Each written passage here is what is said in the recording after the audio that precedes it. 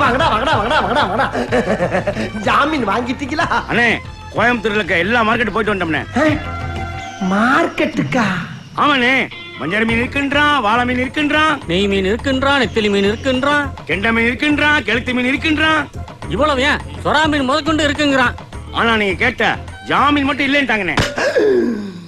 கடல்லே இல்லையா?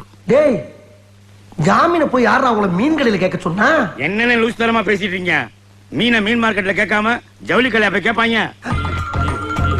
கரெக்ட் தான்டா, கரெக்ட் தான்.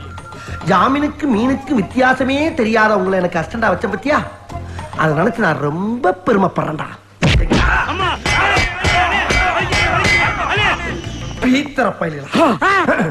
என்ன என்னன்னே நீங்க இந்த சின்ன விஷயத்துக்கு போய் அநியாயமா கம்பியில முட்டிக்கிட்டீங்களே. கம்பியில முட்டினா? உங்களை தானே முட்டினேன்.